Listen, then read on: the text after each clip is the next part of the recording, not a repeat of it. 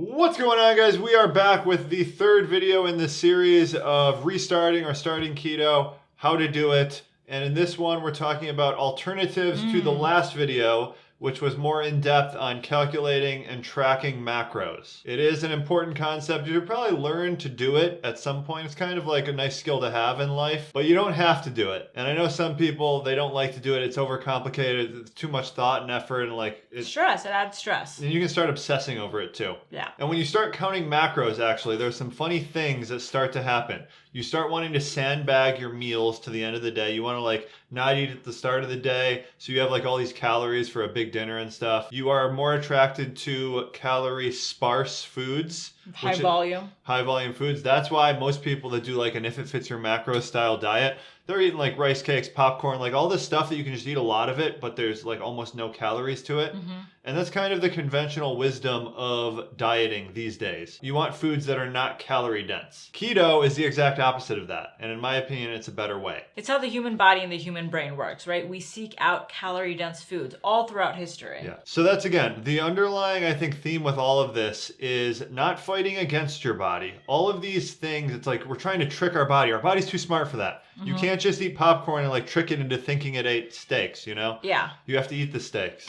Nutrient density matters. Back to the whole point of the video, alternatives to tracking macros. Number one is going to be what people call lazy keto, is just counting carbs. This is easy for people because you turn over the wrappers, you see the carb count, you write that number down, stay under 20 net carbs on the day, you're good to go. You can eat out more and you're not worrying so much about the calories, but just keeping your carbs low. It could be a good first step because it kind of gets you into tracking a little bit without obsessing and tracking every single thing you're eating. Couple things to keep in mind when you're doing that. You're probably new to this, and most people are inclined to, when they're just starting keto and you're only tracking carbs, they're going to be eating a lot of protein because fat is quite hard to get in the modern food supply, unless you're just eating junk foods, and then those are all vegetable oils and stuff. And high in carb. So actually getting good animal fats in adequate amounts, people don't really do that. It's a foreign concept to them. So that is something you want to keep in mind if you're just counting the carbs. How much protein, just keep a little bit of an eye on it, I guess, could help.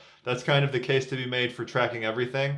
But if you're only counting carbs, you want to just make sure you're eating fattier cuts of meat, not lean meats, which is what most people eat. And you are making some effort to get in fat too. So another alternative to tracking your macros, which is my personal favorite, is just keeping to whole foods. So this cuts out the processed foods, the packages, the foods that really cause you to over snack. If you're just eating steak, eggs, salmon, broccoli, you're keeping it to the whole foods, things that you buy, just whole ingredients, then it's a lot easier to stay on track and not to make impulse food decisions with the snack pantry. So what I like about the whole foods approach is that without even realizing, all your foods are nutrient dense. So that to me causes me to feel a lot fuller throughout the day. I don't feel hungry. I don't have this roller coaster of hunger when I'm just eating whole foods. The downside is that it's hard to do that, especially if you're coming from any kind of thing close to the standard American diet. Usually going the opposite trajectory is easier. You do keto in a really lazy kind of standard American style,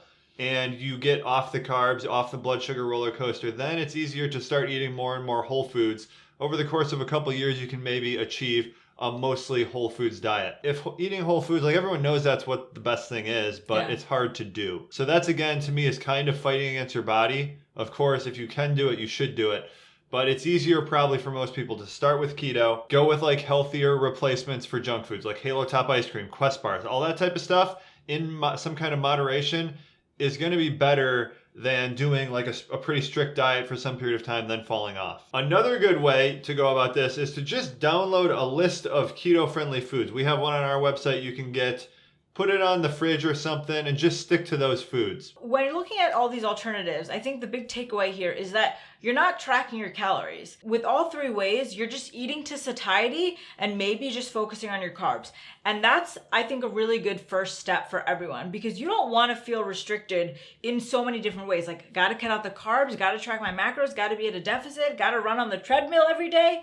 So if you just stick to one thing, keep your carbs low and eat to satiety with good whole food ingredients, I think you'll have a lot of success. Yeah, that's a key concept I guess we haven't talked about a lot, but it's not a calorie restricted diet, especially to begin with. It should just be carb restricted. Don't restrict calories. Right. But most of us, the thing we want to do when we're doing a diet is we want to make it really hard, because diets are supposed to be hard. That's like kind of how we've been ingrained to think. Eat as much as you want keto-friendly foods. Over time, your appetite will just auto-regulate. Then we're not fighting against our body anymore. It makes it easy to lose weight over time. I guess the last option could be if you just get a meal plan off the internet somewhere that you follow, but that's probably not going to be the best thing to do, because it's not like a one-size-fits-all thing, and they don't know your preferences of like what kind of foods you like to eat. So you're probably best off creating your own that fits within the foods you're already typically eating. All right, guys, so that is our video on alternatives to tracking.